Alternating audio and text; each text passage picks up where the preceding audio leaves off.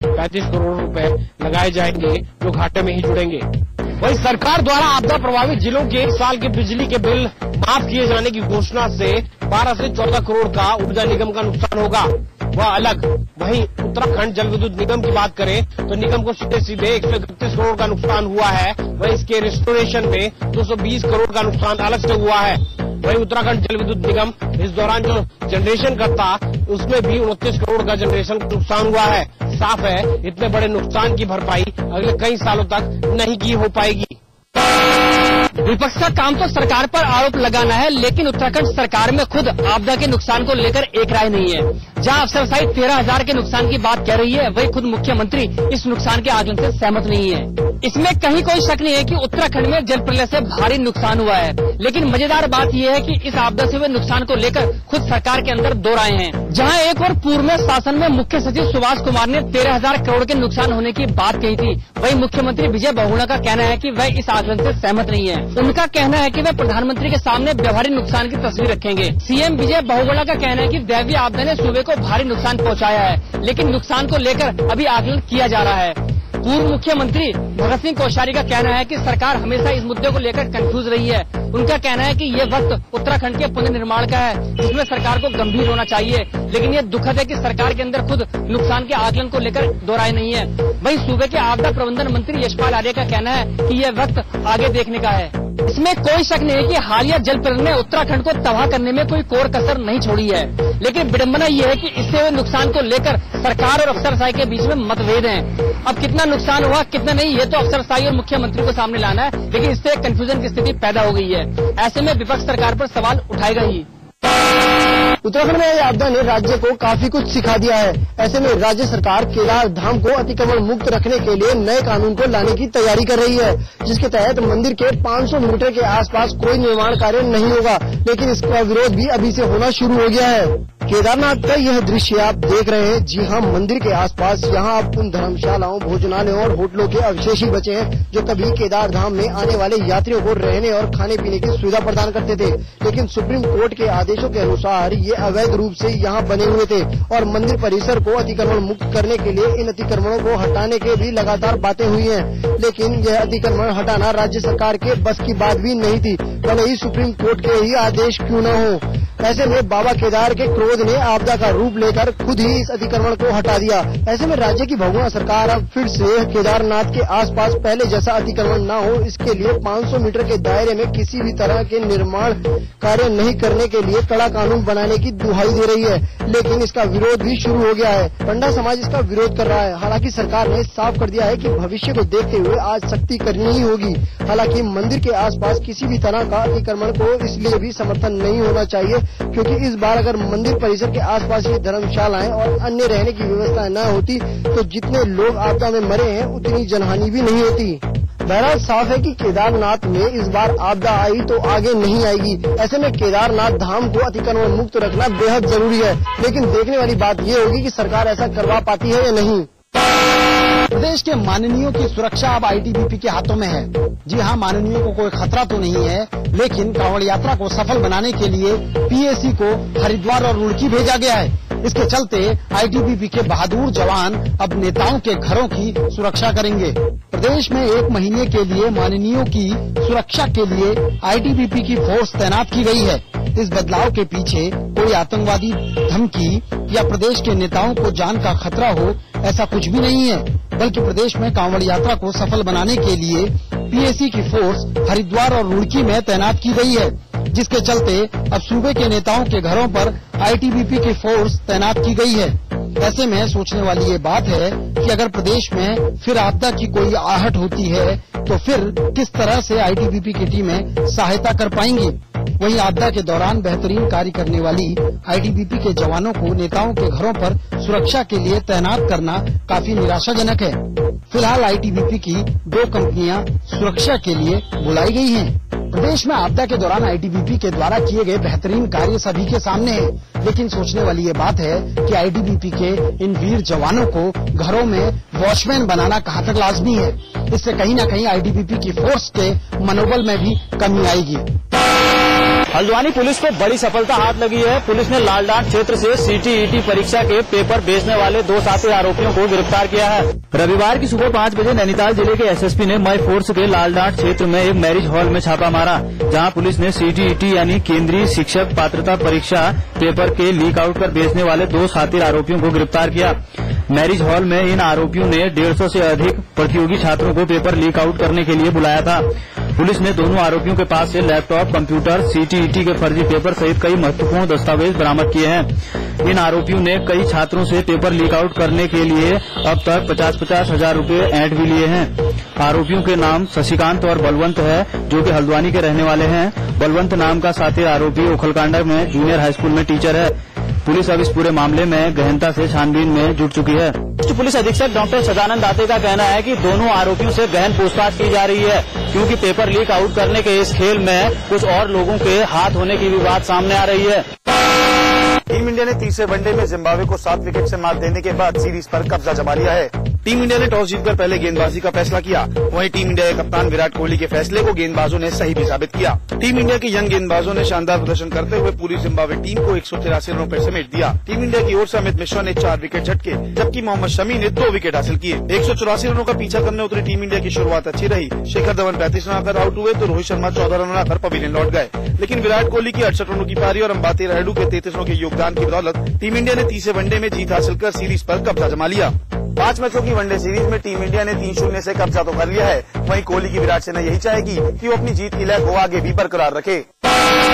BCCI की working committee की बैठक में BCCI अध्यक्ष N श्रीनिवासन समेत इंडिया सीमेंट्स और राजस्थान रॉयल के मालिक राज कुंद्रा को क्लीन चिट दे दी गई है। IPL स्पॉट फिक्सिंग और सट्टेबाजी मामले में जांच कर रही 2 सदस्यों की जांच कमेटी ने अपनी रिपोर्ट BCCI को सौंपी।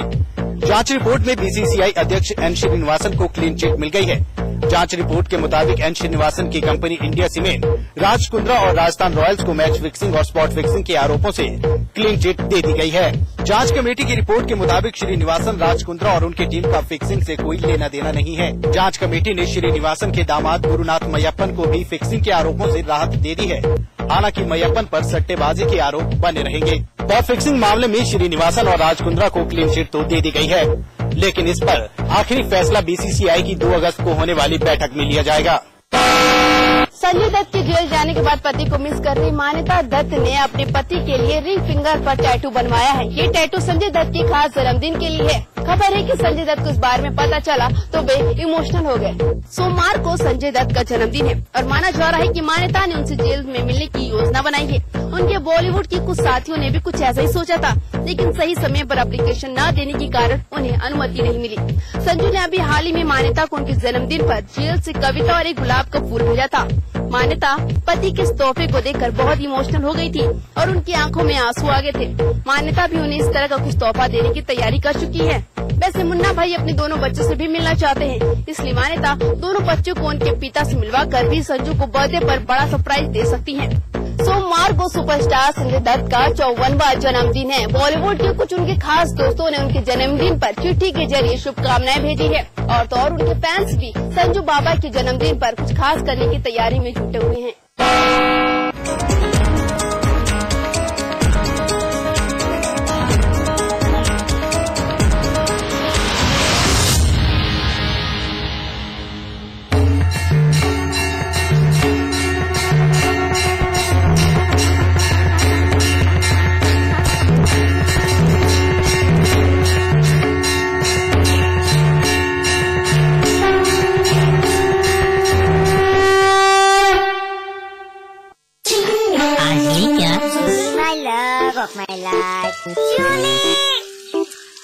उंगली खुजली ने प्लान बनाया क्विकली और 5 दबाया क्वाइटली।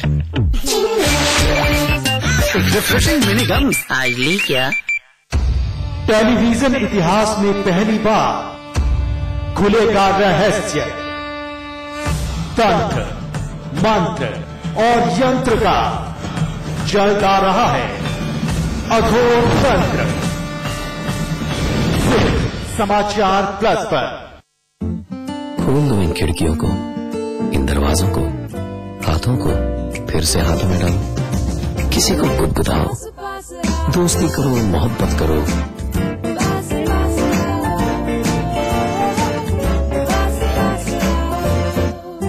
गले मिलो, आंख मिलाओ, किसी को अपना बनाओ, ताया ताई, मौसा मौसी, सबसे प्यार करो, रहो हमेशा पास पास।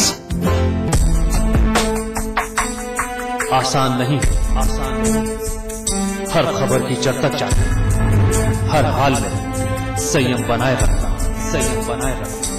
बड़ी हस्तियों से बेबाक और निर्भीक चर्चा आसान नहीं। लगातार बड़े बड़े खुलासे करते रहना, हर पल अग्नि परीक्षा के लिए तैयार रहना। आसान नहीं है सच की राह पर चलते रहना, पर अगर साथ हो आपका तो कोई भी चुनौती बड़ी नहीं। समाचार प्लस, खबर वही जो हमने कही। स्वाद बड़ी चीज है, स्वाद से बढ़कर कुछ नहीं। तुलसी सादा पान मसाला। सिर्फ 2 महीने की टिंकू और टीना एक दूसरे से अलग, भूखे प्यासे गिरते फिसलते अपनी माँ को खोज रहे हैं, पर पता नहीं वो इस दुनिया में है भी या नहीं। आइए आवाज उठाएं, ब्लॉग लिखें, आपकी हर कोशिश असर दिखाएगी।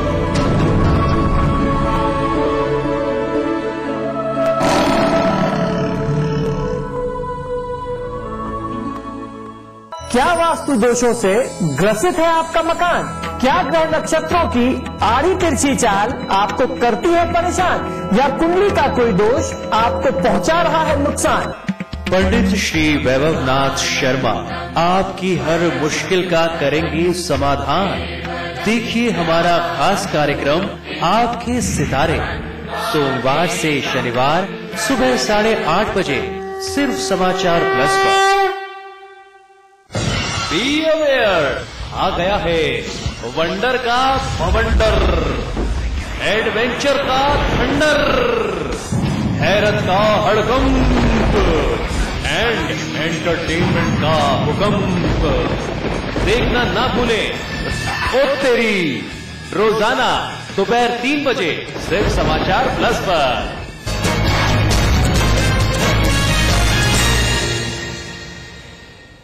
स्वागत है आप सभी का। आप देख रहे हैं फाइनल रिपोर्ट और आपके साथ मैं हूं नितिशा। बुलेटिन की शुरुआत करेंगे इस वक्त की सुर्खियों के साथ। उत्तर प्रदेश सरकार के मंत्रिमंडल में फेरबदल, अंबिका चौधरी के खतरे गए पर राजस्व विभाग वापस लेकर शिवपाल यादव को सौंपा गया। गौना में कृषि राज्य मंत्री आनंद सिंह के भतीजे कुंवर विक्रम सिंह की दबंगई, दवा व्यापारी की दुकान पर धावा बोलकर की तोड़फोड़ और लूट, व्यापारियों ने बाजार बंद कर विरोध प्रदर्शन किया।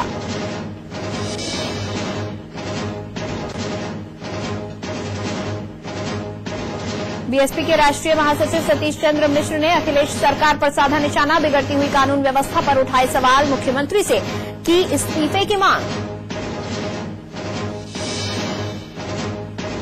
गाजियाबाद के विजयनगर इलाके में ऑटो वालों के बीच हिंसक झड़प, मारपीट और पथराव के बाद पुलिस ने भांजी लाठियां, आम लोग भी हुए घायल।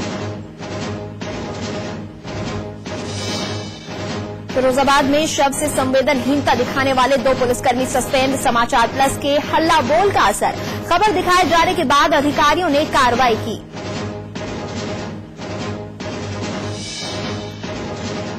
बिजनौर में प्रसव के बाद महिला की मौत, गुस्साए परिजनों ने अस्पताल में की तोड़फोड़, डॉक्टर दंपत्ति पर इलाज में लापरवाही का लगाया आरोप। वाराणसी की रहने वाली लड़की का बीकानेर में हुआ सौदा, जिस्म फरोशी के चंगुल से पुलिस ने छुड़ाया। वाराणसी के रोहनिया थाना क्षेत्र में हादसे के बाद हंगामा, सड़क हादसे में कांवड़िए के घायल होने के बाद गुस्साए लोगों ने काटा बवाल, भारी संख्या में पुलिस बल तैनात।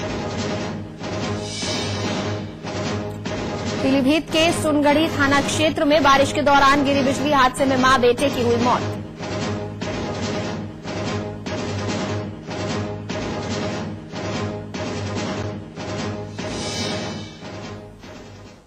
तो यदि सुर्खियां और अब खबरें विस्तार से। मुख्यमंत्री अखिलेश यादव ने अपनी सरकार के मंत्रिमंडल में फेरबदल किए हैं।